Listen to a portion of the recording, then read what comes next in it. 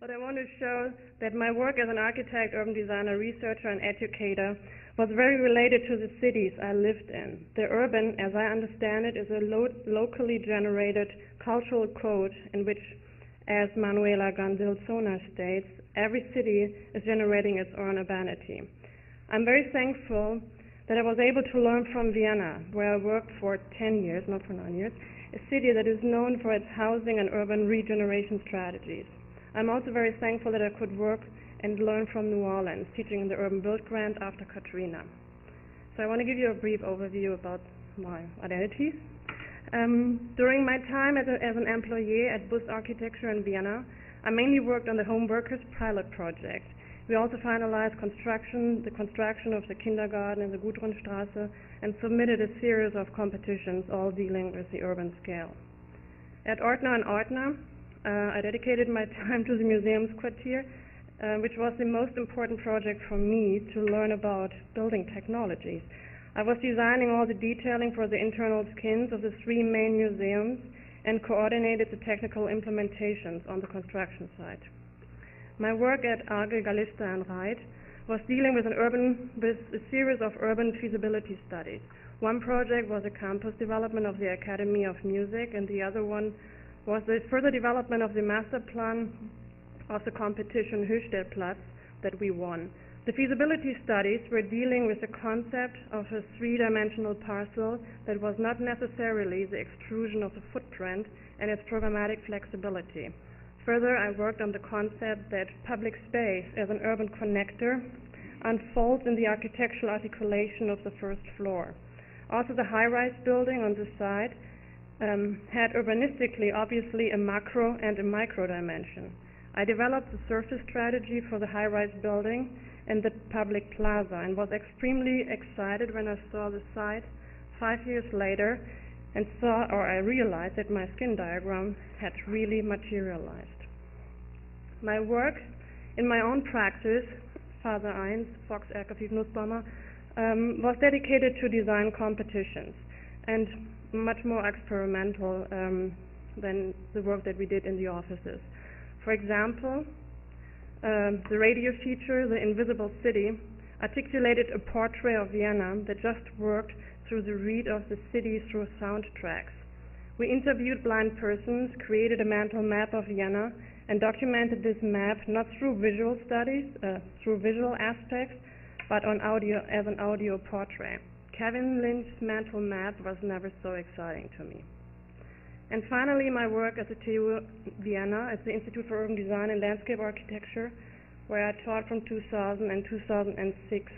Here I learned all about the Viennese pedagogy of urban design, and I was coordinating and teaching the urban core studios working on endless master plan sites, all located in Vienna. I also taught advanced studios and seminars in cooperation with the Institute of Spatial Sociology. The work dealing with New Orleans, where I taught as a visiting assistant professor, was published last year in Urban Build Local Global, as Ayla already mentioned. I felt very honored when Ayla, who was the director of the HUD grant, gave me the opportunity to teach in the studios that were dedicated to the rehabilitation of 4 neighborhoods and that crossed all scales, from the urban master plan to the design build of 4 prototypes. As the main author of the book, she also invited me to be the co-author. The book has 2 sides. The local part documents the studios and the analysis of the city of New Orleans, while the global part compares New Orleans with 11 other water cities. A research that was a work that we did independently out of the curriculum.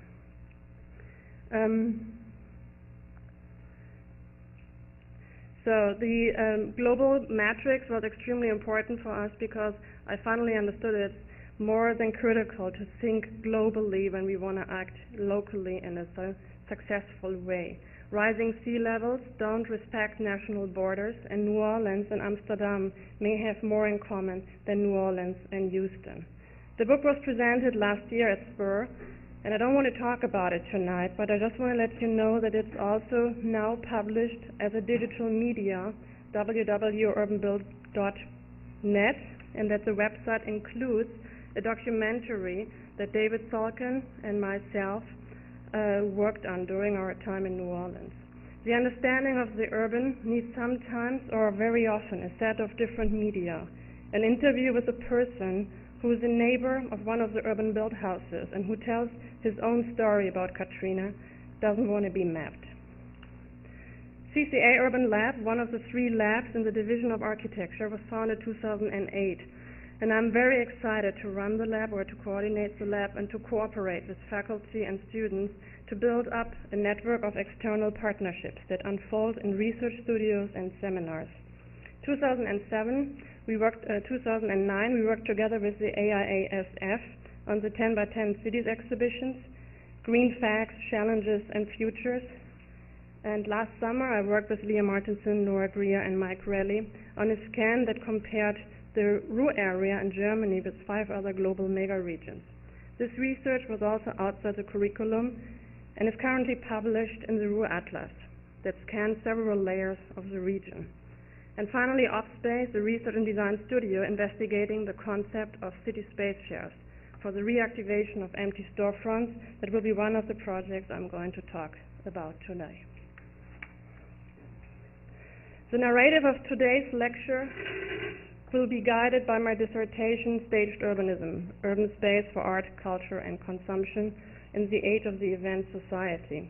It was published 2009, unfortunately in German, and it is not my intention to summarize the 500 pages, but I would like to show which design projects I worked on triggered my decision to write a dissertation and what I learned from the theory in the case studies that I analyzed. I would never consider myself a theorist. I wrote my dissertation because I wanted to understand the complex construction of urbanism and which I understood as social space, and that was highly influenced by multiple layers, not only by the physical materialization of our cities. The design of the void, the unmaterial space as an interdisciplinary approach became the field of my interest. My goal was that my research would guide into a new design tactique or design strategy. The lecture tonight consists of 9 projects I worked on. Except for the material that was developed for my dissertation, all of the others were designed by multiple authors, and all of them had been designed for the public. Designing urban attractors. This is the Homeworkers pilot project by Bus Architektur. The Homeworkers by Bus Architektur was one of the pilot projects dedicated to lifestyle-specific housing and built in the end of the 90s. Bus Architektur presented the scheme during a lecture at the RWTH in Aachen, where I graduated, and I knew that I needed to work on this project and the development or the construction of the project. It was located in between research and architectural praxis, and the main trajectory was to rethink the spatial separation of our daily activities. Instead of sitting more than 2 weeks yearly in a traffic jam, because of commuting, the homeworkers suggested a new form of dwelling. The unit typologies offered a series of different unit scales and live-work combinations: work in, work aside, work on top, and work on the other side of the block. Diversity was a concept that unfolded in the layout of the units as well as in the understanding of program.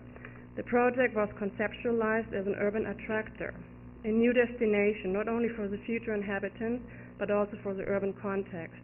The architectural element that translated this concept spatially was the elevated urban plane and was connected to the street through multiple networks, pathways and stairways. The site was provided by the city and located on the other side of the Danube, an area that was characterized through the parcelization of the agricultural field, a mix of multiple building scales and an adjacent neighborhood with a lack of urban programming. The urban scheme shows 100% coverage of the site due to pollution and a layering of the local building scales. Instead of sprawl, we proposed high density and a diverse mix of typologies. The program consisted of a commercial infrastructure for the neighborhood in form of supermarkets and a series of restaurants and cafes, office space, live-work units, residential units, storage space, and light industry with production yards. The program was layered and addressed the diverse target group for the future users. The urban plane was considered an outdoor area for the neighborhood and offered a series of different areas and programming on the plaza in form of little shops and cafes. The realized project received an extremely positive feedback regarding the architectural quality and programmatic concept that supported the initiation of urban diversity. The outdoor plaza offered passages, niches, playgrounds, and terraces. Nevertheless, it didn't unfold in the way how we imagined it. The urban plane, designed as a spatial and social connector, was never crowded, and the life-work combinations were rented to a different audience. The urban criteria realized, like high density, programmatic mix, community space, and the concept of diversity and connectivity that run through all these layers, should have supported the initiation of social networks and appropriation. The main reason was the location of the site. It was out of our control as architects, and B, the fact that the developer rebrands the project in the last night before the opening. The project was designed to attract a very specific group of urban dwellers and was never advertised to these target groups and received a new brand, the Compact City. It was true that the project was a compact city, but more specifically, it was a compact city for home workers, and the brand was not an empty title or a logo, but the architectural materialization of this concept. Designing urban rule sets. 1999, we worked on an urban design competition, KDAG, City of the Future. The site was the ground of a former cable factory that was an important employee for the local community and was located at one of the metro lines. The competition brief asked for the strategy that integrated the existing identity into a new design thinking for the city. We suggested a network of public green spaces in form of green rivers running from north to south, and a series of different private green topologies in east-west direction. Existing buildings were integrated, and the guiding concept of our new neighborhood was manifested in the notion of urban ecologies and staycation. The parcelization matrix and infrastructure network allowed a weave between the new text and its context, and instead of the implementation of a foreign new urban form, we offered a series of mini neighborhoods within the site. The proposal for the building typologies was articulated in a matrix that allowed different densities, a variation of housing typologies, and a concept of very different green space or three-dimensional green typologies: vertical gardens, community gardens, urban farms, patio gardens. We saw that we should win because it was in the end of the 20th century, and Vienna was not full of community gardens in this time. We got an award, and the winning scheme was by Poor Boys Enterprise and Rainer Pirker. And this was the only submission that approached the design from a completely different angle.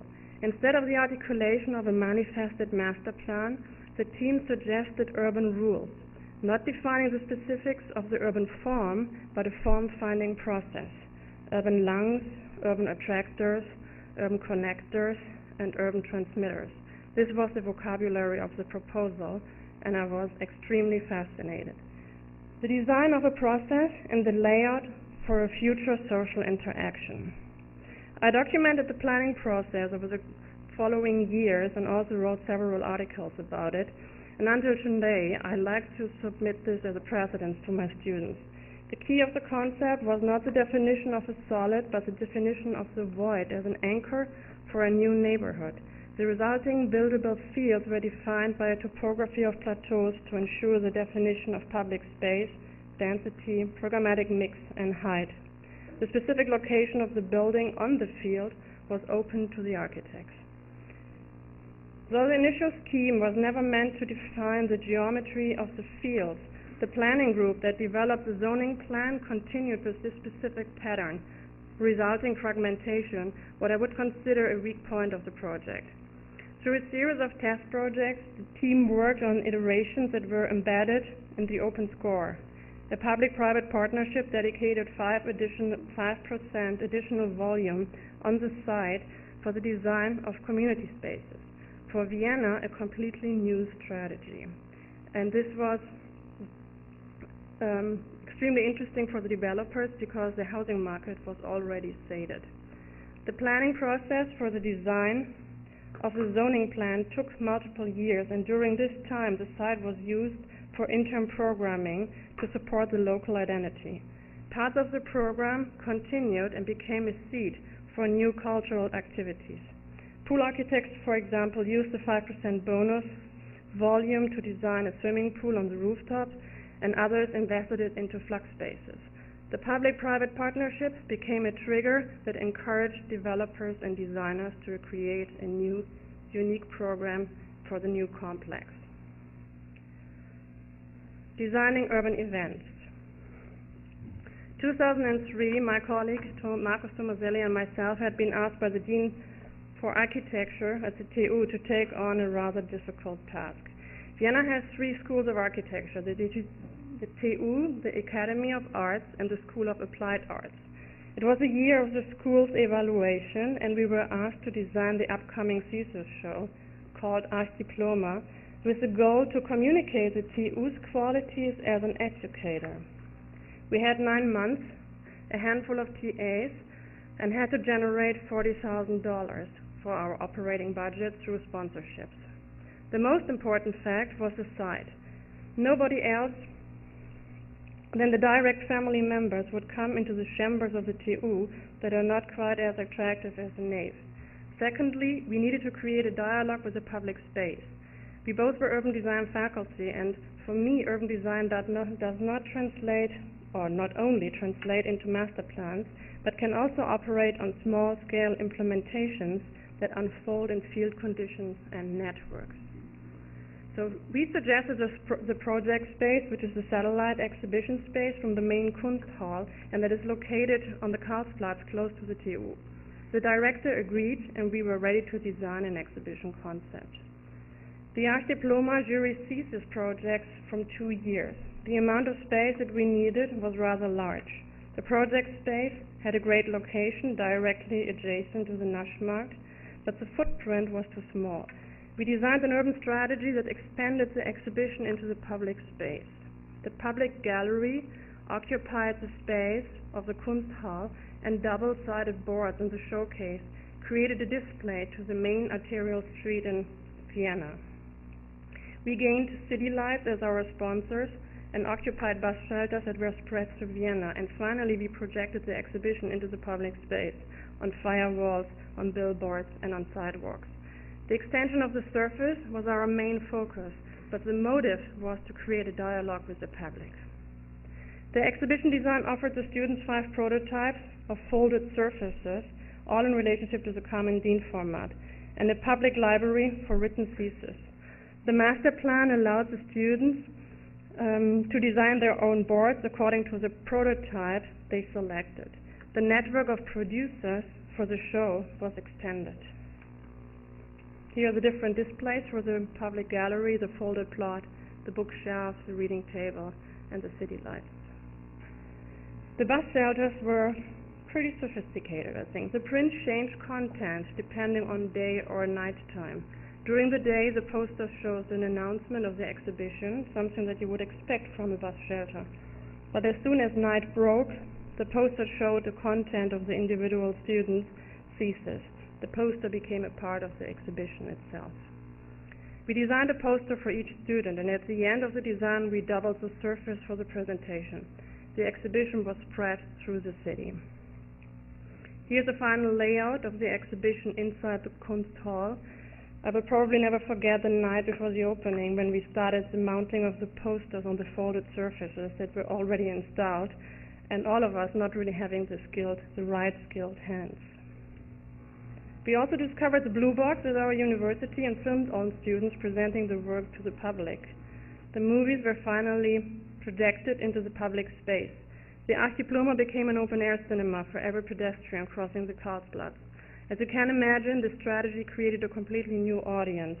People who would never have come into the exhibition suddenly stand in front of the billboard watching the thesis movie. Their next stop was the exhibition itself. We also organized public lectures so that students could present their work and to discuss it with the content with an interested audience.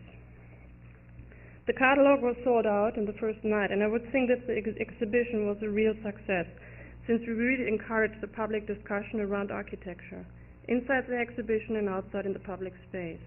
The audience was extremely interested to learn what we were teaching and what architecture is dealing with.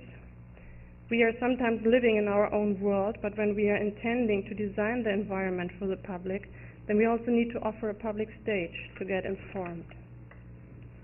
The Archidiploma 2003 was not only successful, but it self-created an event brand. The show takes place, or still takes place, in the project space, and they are still using the corporate identity that we developed in 2003. So let's have a look at the three projects that I just presented. They are all very different, but all of them understand the public space as a stage for social interaction. This interaction was in the first project supported through the element of the public plane. The Archidiploma literally colonized on a temporary basis the public space as an urban gallery, and the KDAG master plan understood the public space as a backbone for the neighborhood, the only space that we need to design, not the leftover space or the infrastructure for cars. I also learned that urban design unfolds in our understanding how we are strategically organizing space and how program can unfold in it. Multi-layered space. This diagram shows the study of young Gale, who dedicated his academic career to understand public space. We can see that the program within the public space went through a series of paradigm shifts. In early urban settlements, it dominated as a space for necessary activities. The car invasion shifted the main programming into a space for infrastructure, and in the last 30 years we could observe a growth of optional activities and recreation. The citizen of the 21st century is seeking for active social interaction in the public space. At this point, I want to make a differentiation between urban events and eventization. The second term is rightfully highly criticized by sociologists, who are stating that events organized as pure top-down strategy to motivate the economy are instrumentalizing public space. The urban events I'm trying to articulate tonight have another nature and are a part of urban life ever since the erection of cities. Here we have the Piazza Navona in Rome in the end of the 18th century. Two scenes in the same public space. First as a space for necessary activities, and secondly as an event. A hot summer day, the fountains are filling up the public space with water. The plaza transforms into a lake and turns into a spectacle for everyone, though the upper class is sitting in the coach and the others are watching the theater. An event that occurred on a regular basis. I'm very fascinated by the initiation of public interaction and programming of urban life as a concept of smooth space. Reading the Southern Plateaus, I started to conceptualize the resulting social space as a real task for urban design. Can we initiate urbanism? And if so, what are the spatial components?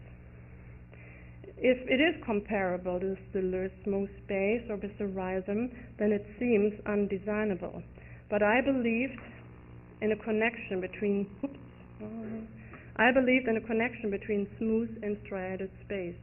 Having a look at Silvano Busotti's notation, I saw that even the experimental music started in a striated space, the lines of the stave. With this background, I want to give you a brief overview about my dissertation. Since I was interested in public spaces that were highly activated, I chose cultural sites and their surrounding urban spaces as a main selection of case studies in urban programming. The work breaks down into 5 parts. The articulation of my thesis statement that assumed that urban space unfolds on multiple layers and also is designed through these layers. The analysis of existing theory. I investigated an interdisciplinary approach to space, specifically reading spatial sociologists. I studied the use of culture as a tool for urban regeneration, including the historical transformation of museums, and finally read theories about city marketing. The development of an analytical framework that allowed to integrate the thesis of the multi-layered space and that tried to capture spatial production's second order. The analysis of 5 case studies was the core part and the second part. the Museumsquartier, the Bilbao Guggenheim, the Museumsquarter in Utrecht, the Museumsplein in Amsterdam, and the Museums Island in Berlin. The resume was finally for me to research or to try to find out if these strategies can help to initiate urbanism. It is hard to summarize the contents, therefore I just want to touch down on some theories that were critical for the work that followed. The theory of the matrix space. The economist Laplace stated that space unfolds through 4 layers: the physical materialization, the programmatic appropriation and activity, the organizational framework that defines the relationship between these 2 layers, and finally a cultural representation system that, combined with the material substrate, allows identification and cognitive recognition. Space unfolded further in 3 scales: the microscale, the mesoscale, and the macroscale. For Laplace, these 4 layers were a resulting fact. I conceptualized them as layers of manipulation. Kevin Lynch and Michael Schrieb were both dealing with the concept of the mental map, and that our built space has multiple reads. As designers, we can create the urban form, but in reality a user just experiences parts of the form, deeply depending on movement through space. This experienced space unfolds in a mental map, or the memory of space. Though Lynch's work builds up on 5 spatial elements and their structural relationship, he clearly states that the identification is highly related to our experience. What is important is if the experience is meaningful to us. Silvia Molina also states that we need to understand space as a condition that is under permanent production and change. Space is a sedimentation of mental maps. Event society, eventization, and urban events are all located very closely beside each other. Gerhard Schulze uncovered the background that occurred, the paradigm shift to the event society. The stated consumer market in the Western capitalized world produced a new kind of consumer whose main interest is related to the experience. The economy followed, and specifically museums and cultural sites are confronted with a competing event market in which the audience became the evaluating consumer. In this competing market, cities, specifically in Europe, are creating program strategies for event tourists. Since the EU diminished national borders and cheap flights are allowing to spend the weekend on the other side of Europe, which happened in Europe at the end of the 20th century, Vienna suddenly competed with Berlin and Copenhagen with Paris.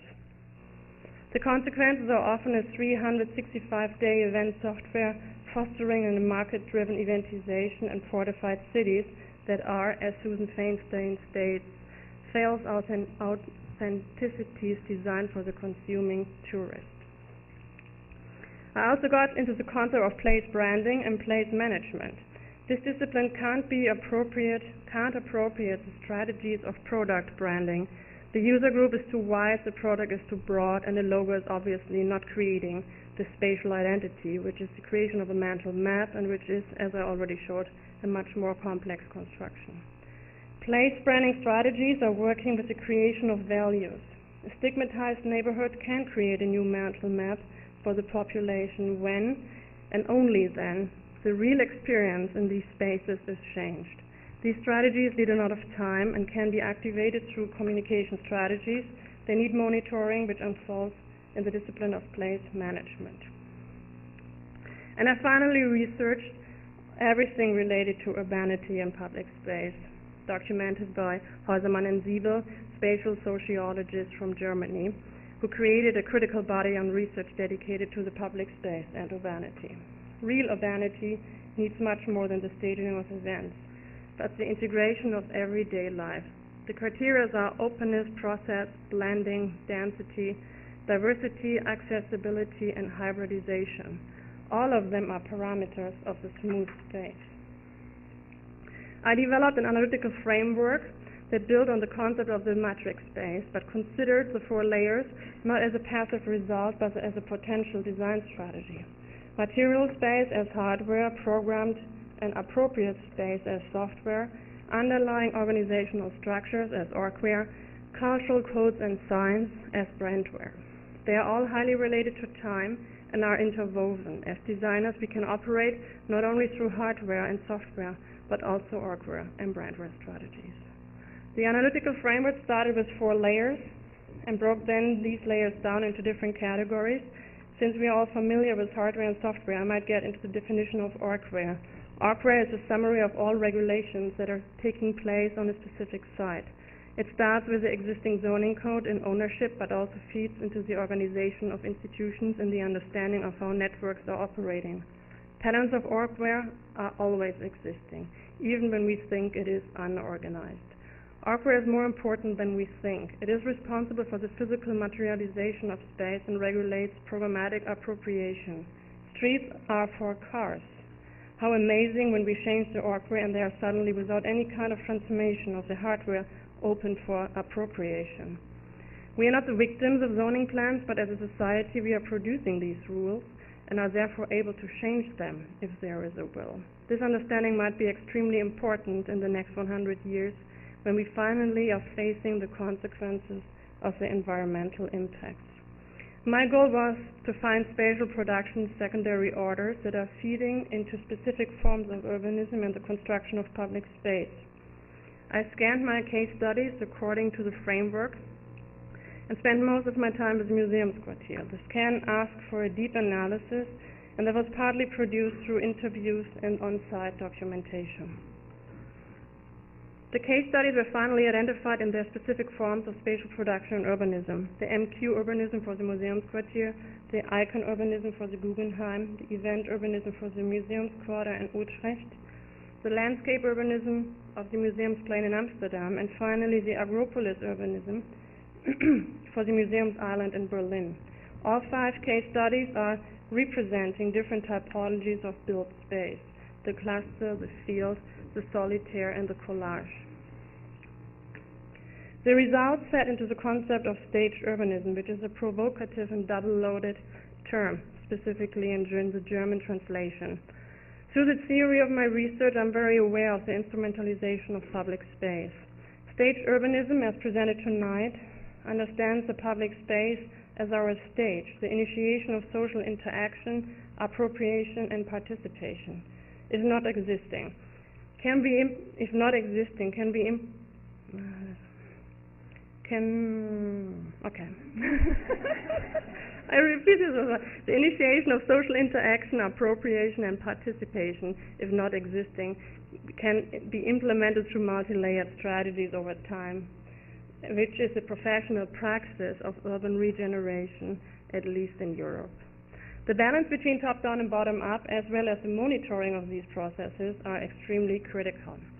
The case study I want to show tonight is Museumsquartier in Vienna, designing cultural urbanism. The Museumsquartier in Vienna can be understood as a piece of the city, a material collage of more than 250 years of history, utilizing the existing fabric of Fischer von Erlach and with its subsequent architectural implementations. A cultural district that was meant to create a symbiosis with its urban context rather than being an island. The scale comparison gives you an idea about the dimension of the Museumsquartier. The Louvre in Paris is the world's largest museum, and the Museumsquartier is comparable with the Getty Center or the Museums Island in Berlin. The planning and design process of this site took more than 20 years and went through several stages of redesign. The different phases are here highlighted in red. The initial spatial programmatic concept was written during the paradigm of the urbanisme culturel. Cultural sites and museums offered a diverse set of programs to address all target groups of the society. The opening in 2001, confronted with the success of the Bilbao effect, took place in a time when Schulze's event society already dictated the cultural market. On the other hand, cities discovered that urbanity as a modern lifestyle of the 21st century was an important economical factor for tourists, for the tourist industry, and an attractor for the local population. The analysis of the spatial transformation of the site shows that the genius loci was characterized through the concept of incompletion and permanent change. The site was never completed in terms of the original plans of Fischer von Erlach, and went through a series of utopian concepts of the Kaiser Forum. When horses became dispensable, the site transformed into the trade show and was at the end of the 70s vacant for new development. During the planning process, interim program took place and produced a permanent cultural production. The planning process went through multiple iterations. Main focus, point of critique, were the preservation of the historical silhouette. The initial scheme included a media tower, and 1/3 of the new volume was extending the historical frame of the old horse stable. A newspaper campaign pushed the development into a stage of stigmatization. The final concept is based on a theory of the city developed by Ortner and Ortner that is identified as the amnesty for the real. Within this trajectory, the urban society is defined as a diverse field of interconnected powers, interests, technical evolutions, cultural expressions that define a system of forces. A public three-dimensional common space connects all buildings in the district. The three main forces are articulated through the geometries that are overlaid in the public space. The axis of the Semper museums in the historical connection of the Kaiser Forum, the geometry of the 7th district with its urban life, and the boundary condition of the historical frame. Within these geometries, the public space created a topography of interconnected plazas that span over the sectional shift to the 7th district. The former transparent architecture was finally articulated as a monolithic stone, completely introverted. Though the opening events were successful, the MQ didn't unfold as expected and was titled Vienna Vacui. The place was stigmatized through the campaign, and the silent volumes of the main museums didn't feed enough program into the public space. Nevertheless, 5 years later, the identity of the space had completely transformed into one of the most important destinations for tourists and the Viennese population, also called the Viennese living room. So what happened? As I mentioned earlier, the MQ was one of the projects I worked on, and I was extremely interested to understand the spatial production of the site, in which the architectural articulation was just one factor. This was a time when I started to analyze the production of urbanism. Since there was no book written about this phenomenon until now, because everyone can buy this now. So there was no book written about this phenomenon. I needed to create a body of research that consisted out of interviews and on-site documentation. It was right away obvious to me that every author who thought that he or she initiated the urbanism that was specific to this site. My interest was to find the urban narrative that resulted the vibrant life taking place in the Museumsquartier. I had a look at the connectivity and hierarchy of outdoor spaces. The complex created a series of courtyards with different spatial conditions and scales. They are all interconnected and have several gates that link the MQ to the surrounding context. The hardware was obviously a collage of different fragments that were A, morphological connected with the urban context, and B, did not only consist out of a physical collage, but also reflected different lives of the site. Old and new were synthesized and yet identifiable. The main museums were implemented into the historical frame following the concept of 3 monolithic stones: sandstone for the Museum Stampe-Leopold Museum, granite for the Museum of Modern Art, and brick for the Kunsthall as an affiliation to the warehouse. Within the historical frame, the architecture of the Q21 that represented subcultures was also articulated as an implementation. Removable inner skins and furniture, bright colors, creating a contrast with the monolithic urban topography. And finally, since 2002, the site received an additional implementation and was populated by an outdoor furniture designed by PPAG Architekten. The piece was built out of foam and articulated the 4th stone. This layer was small but flexible and aggregated in different configurations, changing its color every season. The strength of this layer was the articulation of a flexible master plan. The historical frame manifested the history of the site. The ANSI, named after the PR director Daniela ANSI, articulated a permanently changing hardware component. urban form was dynamic and yet connected to the site. The notion of implementation and transformation unfolds through a range of different scales in which the user and his or her body was finally connected to the city and the public space. Implementation and variation of scales also followed a clear material concept and allowed finally the appropriation of a public space. It was not articulated as a topography, was articulated as a topography in flux. The programmatic layout of the site offered a similar diversity, a spatial condition. The program ranged from high culture, performing culture, subculture, kids culture, and everyday culture, as well as residential program.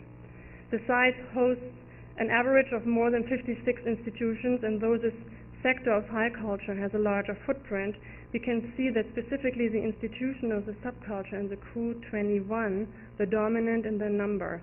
Small-scale cultural entrepreneurs that were producing on-site and balanced a high proportion of high culture. The high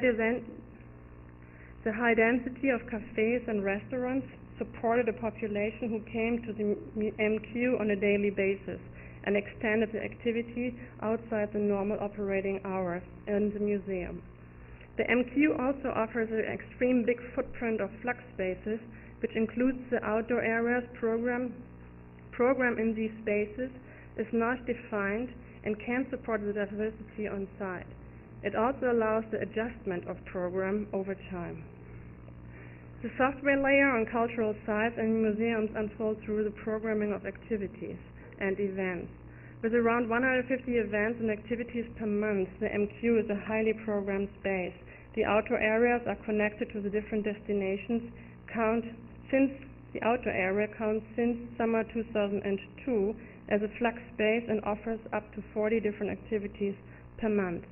I analyzed the outdoor programming for the year 2005 through the lens of different program categories: art, culture, kids program, commercial program, and different typologies: continuous program, repeated program, and the event. I discovered that the outdoor programming created two main seasons, MCRU summer and MCRU winter, and that the activities happened simultaneously in the different courtyards. This occurred as random and caused, though the programming was highly organized, the experience of a smooth space. A closer look to the activities themselves allowed the identification of micro-catalysts. I identified in the year 2005 more than 9 prototypes that were repeated or occurred in a unique event. For example, the space as a provocation.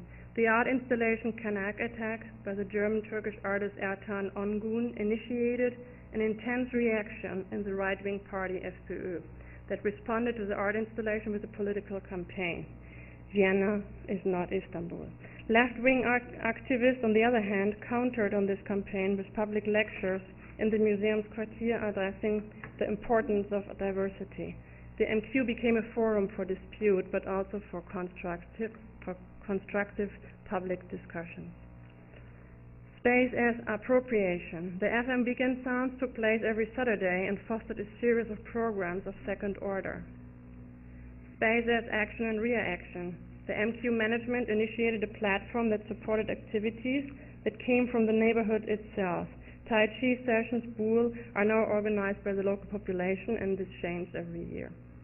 Space as an economy. The advertisement campaign from Nokia 2006 can be criticized as an exploitation of public space.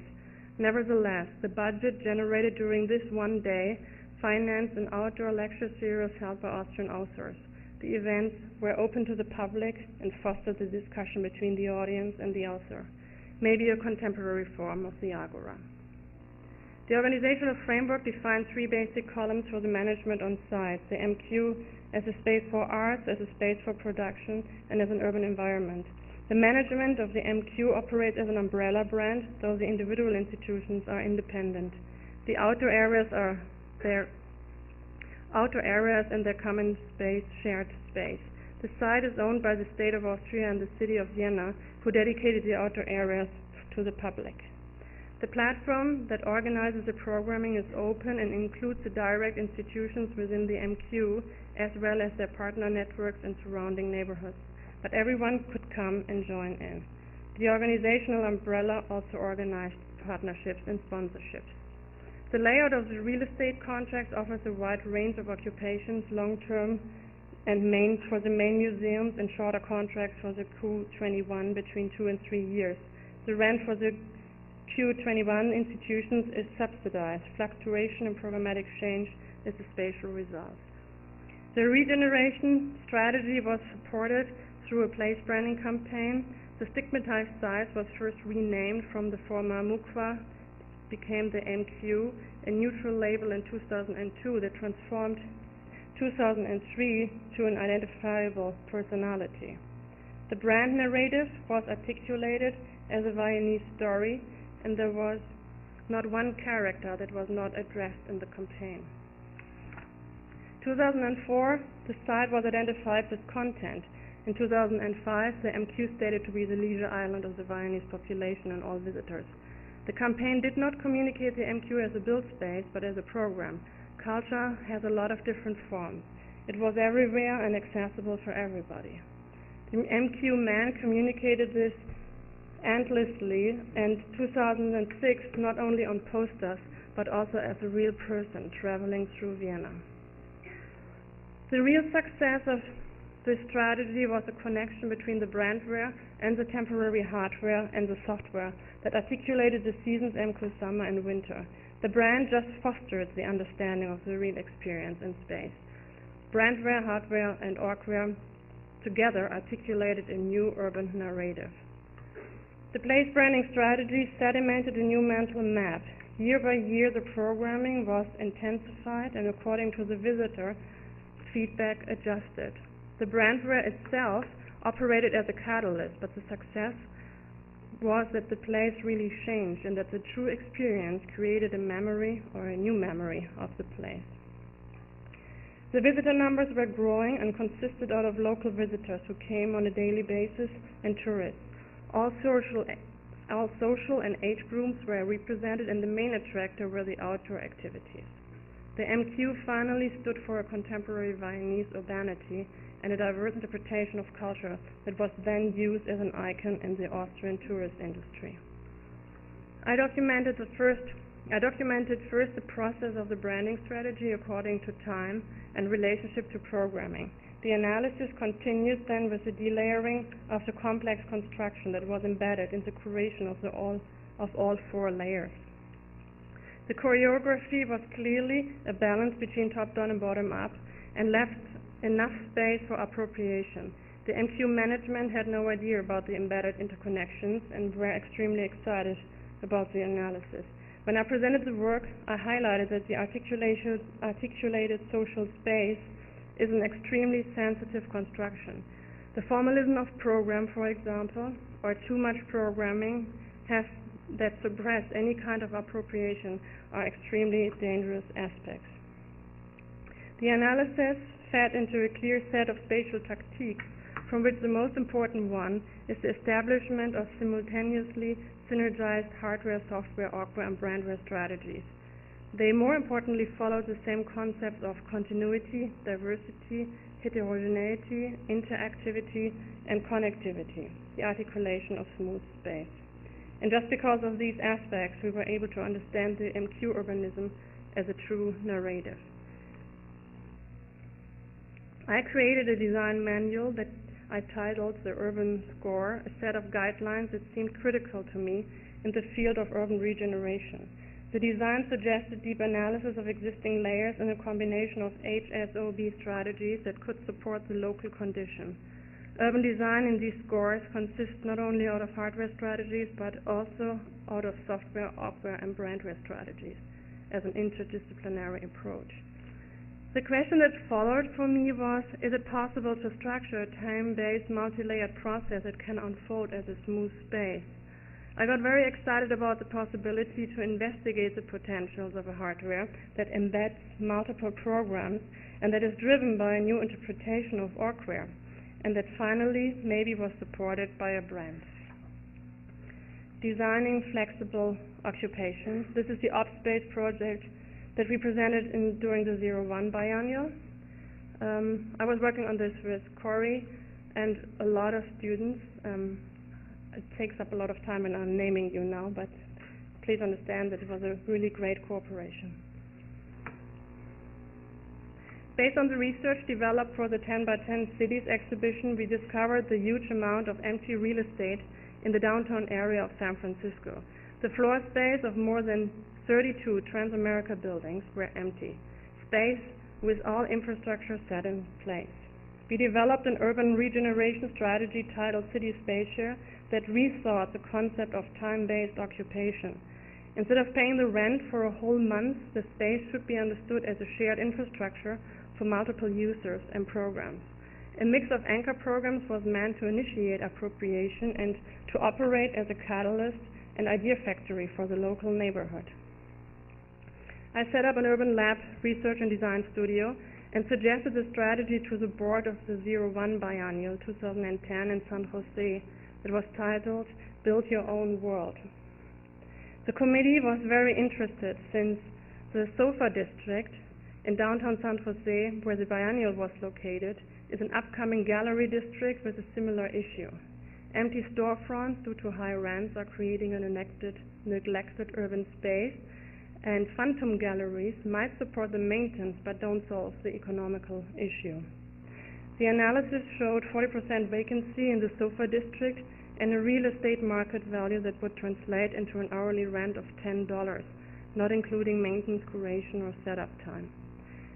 We analyzed local demographics, networks, and the programmatic occupation of the neighborhood to understand the daily rhythm. Interviews with visitors and neighbors identified that the district had a lack of community life and is just activated either for the first Friday when all galleries are open or after 10 p.m. when nightclubs are running their programs. As a reaction on the lack of urbanity, we created the program brand OpSpace, open source urbanism, that was meant to support 5 different program categories unfolding in different activities and events: OpScene, OpLab, OpShop, OpExhibit, and OpTaste. The hardware consisted out of 10 hexagons with different possibilities to unfold and to aggregate. The sections had an inner imprint and an outer framework that allowed multiple appropriations. By flipping the section, the seat would become a counter or a stage. For the biennial, we defined 5 different aggregations that were programmed by participants of the 01, by local event organizers, by artists, and the CCA community. The construction allowed the production with our CNC miller, and after a very, very intense summer, we were ready to go to test out the installation in San Jose. The website, postcards, Twitter, and Facebook were used as our communication strategies, and a new network of users were running the events during the 4 days of the Biennale. A mini symposium with presentations and discussions, an opening reception, a wine tasting, a DJ launch, unexpected performances, outdoor seatings, a fashion show with catwalk, a playground, a bike kitchen, and finally, after the Biennale, another 3 weeks as an exhibition space for a glass show. The strategy unfolds through 4 layers, and they all created a network of users and interested potential new users. People asked if they could rent a space, exactly what we hoped to initiate. We documented all 4 days with a film camera and analyzed the direct programming and the resulting social space of second order. Also, the setup time was measured, and we learned that the reaggregation needs a lot of hands and probably way too much time. OpSpace was in the nave the last 4 weeks, and I was more than happy to see that the surface just encouraged occupation. The project was only possible with a lot of supporters and a huge network of supporters, and I can't thank them enough for the realization. I'm also very happy that OpSpaces has now a new home. Jason Anderson took the space yesterday, the nave is empty, to his Flux Space Gallery, and we are hoping that there are going to be very exciting programs. Designing sustainable communities, natural capital, a competition that Neil and his team and myself are working on. The senior housing competition in Novato Bahia asked for a site strategy that could operate as a precedent for a land banking site. Leftover land between the valley and the ridge settlements on steep slopes was vacant for a senior housing community. The site consisted out of two parts that were separated, and though the site showed problems of accessibility, fragmentation, and topography, it presented a typology of eco-capital that we intended to harvest in order to grow a sustainable community. Creating connections. The site was a part of a larger green belt that fed into the existing community but had a lack of identity. We interpreted the site as an area that could be used as an agricultural community garden, allowing the senior neighborhood to participate in the community life. A handicapped, accessible path would link the new settlement with the fields and the existing community. The promotion of a sustainable community was a main focus of our proposal, and the technique was the design of a narrative in form of a storyboard, a tool that the community could use to organize the social and spatial process. The storyboard suggested 3 phases until the completion of the project. Phase 1, germination. Landscape events were suggested to restore the ground and to create a social interaction. The planting of native wildflowers would need a social body, and we suggested the foundation of a non-profit organization, for example, like our farm. The native wildflowers were followed by composting events, sunflower fields, and pumpkin patches, while water infrastructure would be set in place. Phase 2, inhabitation. The occupation of the site invested first in the rainwater catchment system and water storage to support the agriculture. Our farm would organize community events that would participate in the building process of the new homes. Phase 3 was talking about the circulation, or the final circulation.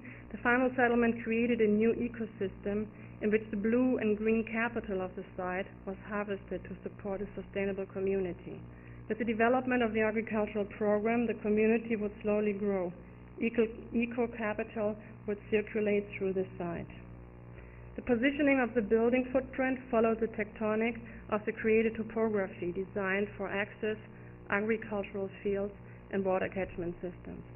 The design offered a process to grow the community and to harvest from the existing eco-capital through gray infrastructure, blue infrastructure, and green infrastructure. The unit design consisted out of a modular system that positioned the modules on infrastructural plateaus and that minimized the occupation on ground. Equipped with solar panels and greywater recycling infrastructure, the settlement was meant to be self-sufficient. Designing new territories. The short night of urban renewal in Vienna. 2005, the city of Vienna celebrated 30 years of urban regeneration. The planning department and community outreach offices organized with several universities a short night of urban regeneration during which students and faculty were asked to suggest new strategies. Vienna has, due to a series of financial support programs, a long tradition of rooftop extensions. Coop Himmelblau, Delugan Meisel, and other architects are also able to design high-end real estate, often producing a horizontal gentrification and the conversion of the first floor into a parking garage. Public spaces like the ice skating ring in the 17th district are very seldom. We rethought the rooftop as a potential public territory and designed a PPP that suggested a block-wise development of the site. An owner group could sell the parcel as a unified block to the city for 110% market price. The city increased the zoning envelope by 10% and sold the territory to a developer who A, guaranteed public access, and B, invested 20% of the new volume into public space. The studio was set up as a summer intensive with guest lectures and workshops, and also an exchange program with Tulane University. We were able to gain 4 local developers that cooperated with us and who joined desk crits and offered feedback on the real programming. The proposals range from articulated program public surfaces as continuous folded plazas to public sport facilities or design of neighborhood gardens and community plazas in combination with residential program. The results were presented in an exhibition, but more importantly, we organized a symposium that critically discussed the potentials of this orchestra strategy that offered the insertion of a new public landscape within the existing dense fabric of Vienna. This year, Vienna is organizing again a short night of urban regeneration for the third time, and the topic is asking to rethink the zoning of the Viennese bloc. Designing interim uses, the Transareale area in Linz. 2006, the design group Transareale invited us to participate in an ongoing negotiation process with the city of Linz. The territory of a former cargo holding station was waiting for its future development, and Transareale suggested proposals for an interim use. The site was not polluted, and following the strategies of the situationists, we developed a design strategy that suggested a temporary master plan for the next 5 years. While the land was waiting, this period could be used to create a mental map for the site that was, for the last 100 years, inaccessible and just a blind spot that was investigating and a barrier for the surrounding neighborhood. We worked on site and created an analysis that was analyzing the existing cultural community networks, artists, communities, as well as potential programs for our software strategy. The analysis also had a closer look to the potentials of the existing infrastructure that could operate as an oil field for interim use. Linz was applying for the Cultural Capital Program and intended to use this site as one of the development areas. One of the proposals received a lot of attention. Following the design brief of the assignment that we asked for Orcrea software and brand strategies, the student developed a marketing campaign that offered the neighborhood to rent a parcel on the cultural field for $1. The strategy pixelated the site, invited everyone to submit an application through a website with a proposal for programming. The infrastructure network and personalization system was defined, but the programming was open. Culture was understood as a bottom-up approach, and the design offered a tool that allowed an organization of the appropriation. The work was presented in an exhibition and discussed during the symposium. The city was extremely excited, but unfortunately didn't receive the grants for the Cultural Capital Program 2008. Designing urban activity fields. The Kuckucks Kreativquartier in der südlichen Friedrichstadt in Berlin.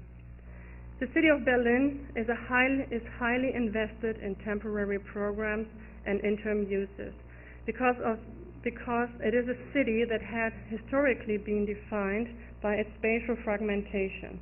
Berlin was destroyed during the war and then divided into an eastern and western part by the Berlin Wall. After the reunification, 1989, large void spaces had been given back to the unified city. We could say that the urban beach became one of Berlin's identities. The diagrams below show that are quoted from the space pioneers show the sites that are currently occupied with interim uses. The Senate of Berlin developed a series of the necessary orchestra tools that cities need in order to organize a temporary zoning plan. One site that is currently under development is the former flower market located adjacent to the Jewish Museum. Through a series of bottom-up approaches, Florian Schmidt, the director of Urbanitas, suggested to develop the südliche Friedrichstadt as a future cultural district that supports existing cultural networks like museums, institutions, galleries, art and design practice, but also invest into the cultural and creative pioneers. A series of public grounds are open for the development, and instead of selling the site to the developers, the Senate is investigating the possibilities to zone the cultural performance of the new neighborhood. I've been invited as a consultant to participate in upcoming workshops and symposiums next summer, or this summer, that will be dedicated to these topics. Florian Schmidt, who had a close look to my dissertation, specifically invited me to give my input for the reactivation of the existing public spaces. First, first ideas had been articulated to set up a cook station, a temporary hardware that can unfold in different scenarios and that can support a series of community events. The station is meant to be a lab for the public, and the team asked me to work on guidelines for an urban score that negotiates bottom-up and top-down programming and that fosters the participation of the neighborhood. The public space currently existing as a green park will be redesigned in the future. I'm extremely excited to participate in this process. The Urban Regeneration Project tries to integrate the capacity of urban tactiques and strategies that are understanding the city as a dynamic field of activities and multi-layered conditions. And with this, I want to thank you for your attention.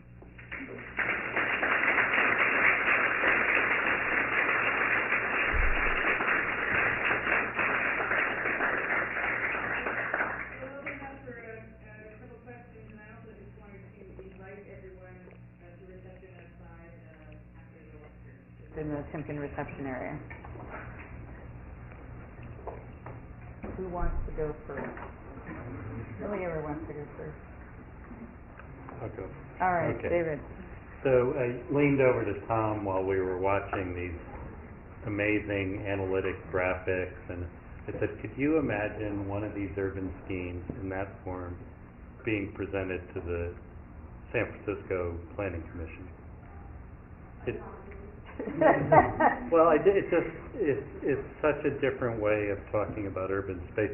These are not, the graphics you showed are not just done in studio, or they're the actual tools you used in the public, which is, you just don't see that in the United States. Right.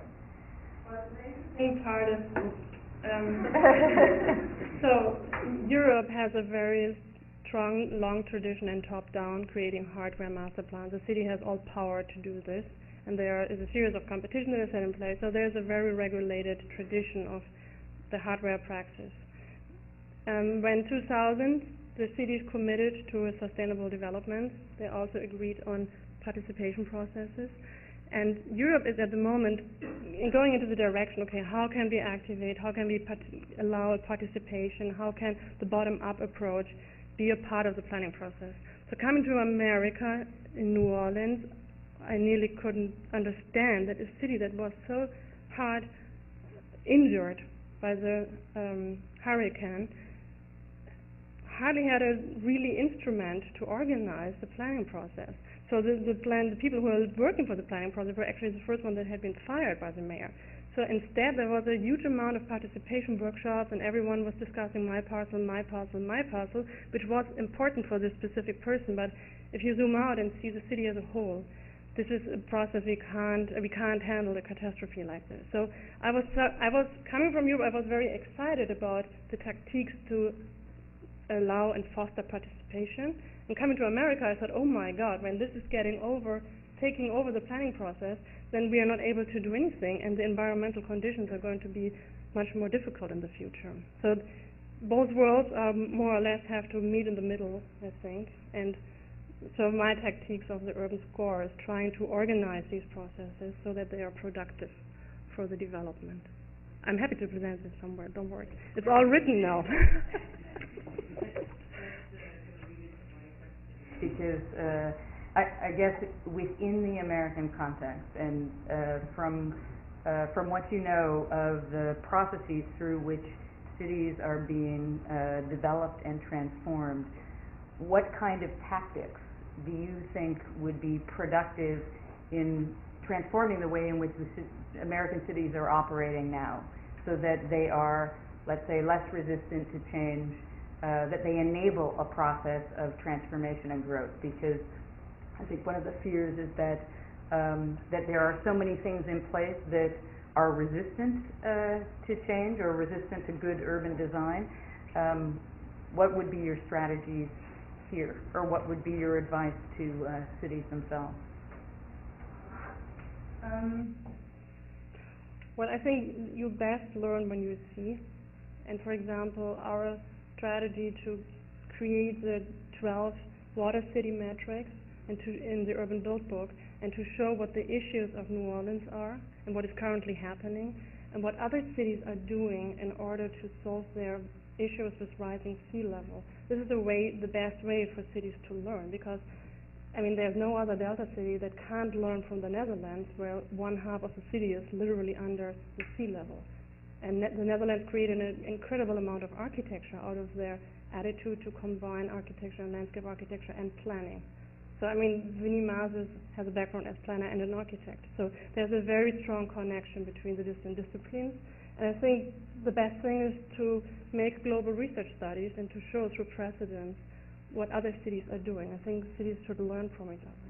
And what about Urban Lab in that context? Because part of the, let's say part of the idea of the labs was that they could be a kind of outpost, an outpost within the school, but that could also link up to real projects, link up to the city to actually maybe transform the way of thinking about what's possible.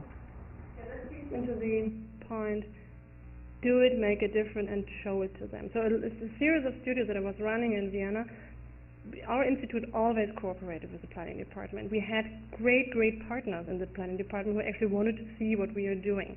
And we specifically cooperated with the community outreach officers. So Vienna has a planning department and the schools, and in between there is an institution in the neighborhood that is connecting the neighborhood and the planning department. And these offices were run by architects. And they had an interdisciplinary team with sociologists and landscape architects and lawyers to clarify all the issues that are happening in the neighborhood. And we always cooperated with them, and the protected space in a classroom allows you to create, for example, a new orchestra strategy and to play it out and to see it and then to run a symposium. And the rooftop urbanism, for example, the first reaction was, oh my God, pure formalism. You're getting one opportunity to clearly design a whole block, and the only thing that you can do is coming up with wild shapes. Well, and then we said, no, we are going to run a symposium because this goes much deeper, what we're trying to do. And then this was actually a very constructive dialogue. And when I said they are running now the session as a third time, and they are dedicating it to the Viennese block, there was a reason, because they actually saw what the Viennese block can do, or that it should be rethought, because it's an extremely rigid organization that unfolds in the zoning plan. So academic institutions are always pioneers, out of my perspective. And planners and cities and even developers, they are interested to see what's getting out of it, because it's not dangerous to them. I'll do one that I think connects to it. In the last month or two, Jerry Brown has a plan to abolish most of the state's redevelopment agencies. Do you see, and you see the range of redevelopment agencies around the country, see Boston where they're still designing schematics, they're actually active urban designers. Where do you see from on the top developing or evolving? Where does government fall in? Where does planning administers and whatever fills the void of the redevelopment agency? Where do you see the top fitting in the next 10, 20 years? I think if I would, and I'm honest, I'm not enough informed about the specific regulations in America, because it's very different in Europe, or even every city has a different way how they handle the planning process. The only thing I can say, when we did the Network City seminar here in one of my classes, we were cooperating with Spur and discovered that, for example, the mega region of Northern California has no organizational structure. And because of this, there are no decisions that can be made in relationship, for example, just the 9 Bay counties that have all the same issue in 20, 50 years with the rising sea level. So they don't sit around a table. There's a One Bay Area initiative that is coming up, but I was really astonished, actually very shocked, that there is not an instrument that is taking care of the regional development. And in America, there are 11 regions that are going to grow in the next 50 years, where all the population is actually going, and where the urbanization is going to happen. So, I mean, maybe the goal is to find organizational structure that can take care of mega regions, for example. How do you see interactive media and information technology confronting traditional 2D diagrammatic boards and paper use in communicating complex systems. How do you see new media, interactive media, and digital mediation of ideas confronting traditional boards and printing? Yes. So there are some labs. For example, the MIT Sensible City Lab. They're working a lot with real-time data sets that are actually showing how people are moving through the city and how they are behaving and what they are doing, etc., etc.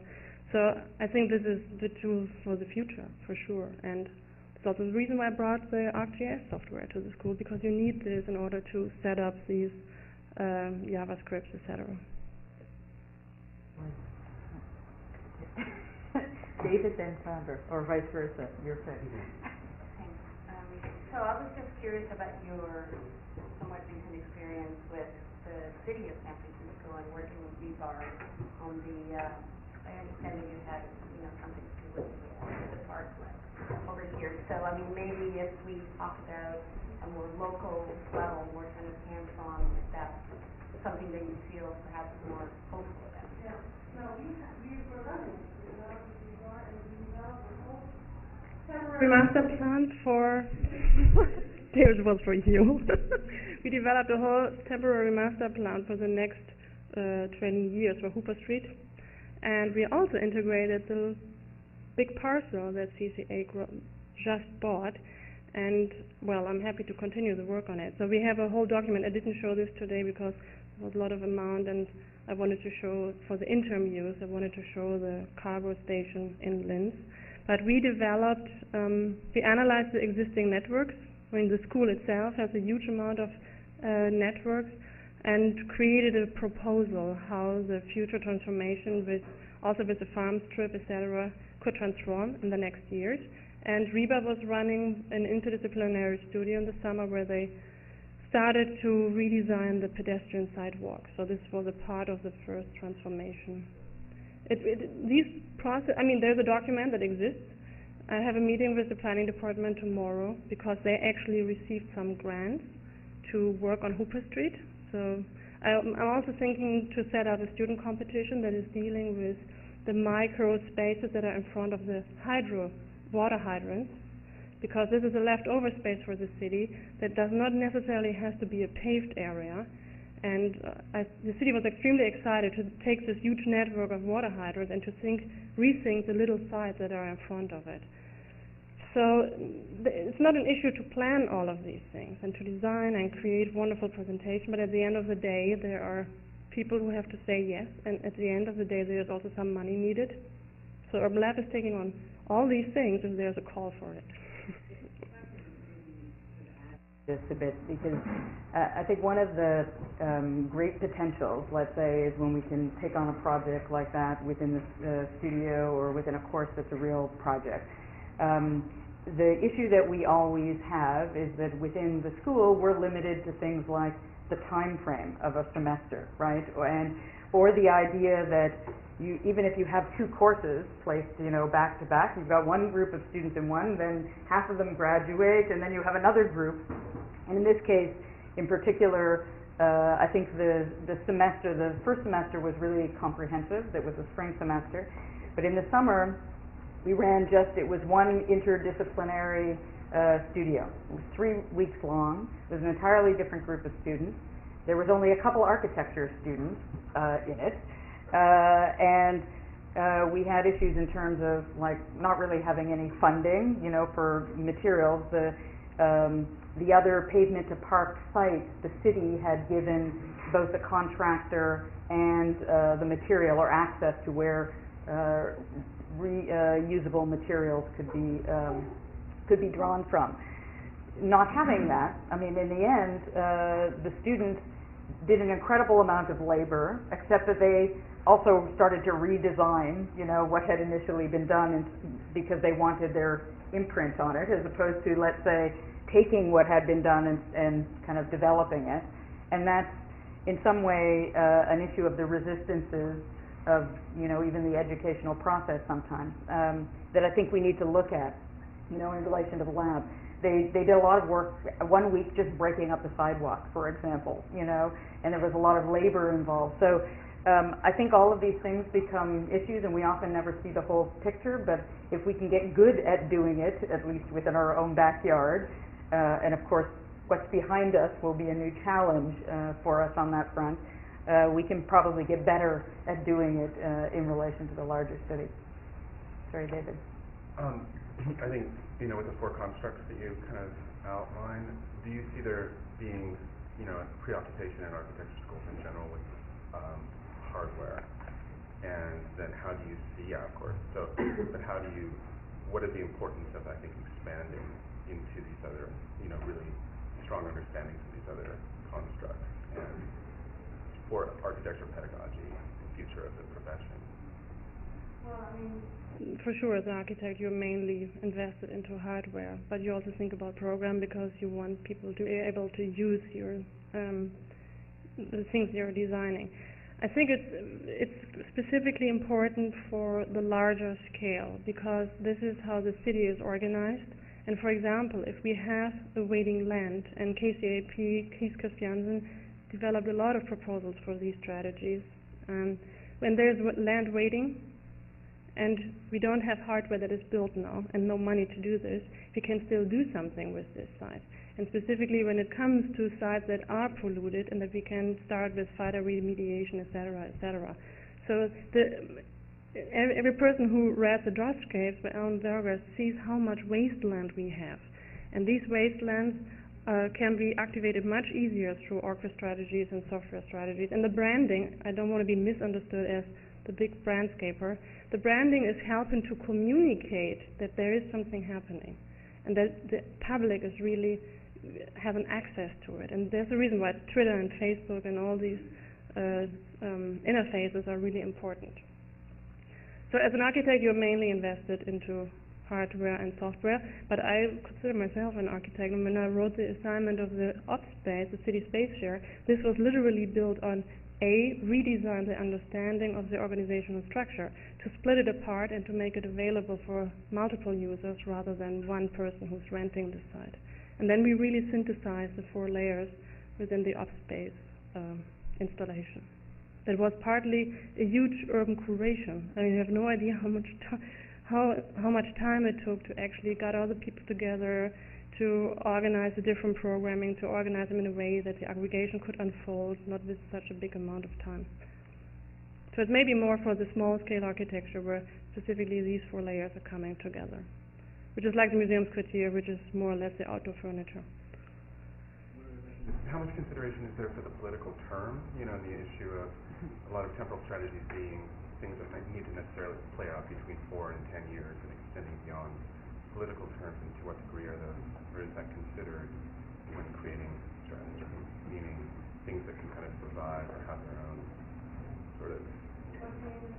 It's a good selling strategy. The fact that somebody is in office for a certain period of time, you know, I mean, this has always been the case. Political will of specific individuals has often had more of an impact, you know. Diese KDRG-Werke was the work of some of the director of the planning department who said, this area is going to be the city of the future for Vienna. It was just his personal ambition to do this. For the city, it was extremely expensive to run this long planning process, as you can imagine. That was the reason why they finally had the interim use. But for sure there has to be a political will. And when we were in Amsterdam and we're talking to the planning department and we're asking about the master plan in Eiburg and said, is there a Bonniers-Borenburg component in it, like the solid and void rule said? And they said, no, this was so important, expensive, we can't repeat this once more. So it depends specifically on people who are committed to say that it is worth it, and the more precedent studies we have, the better.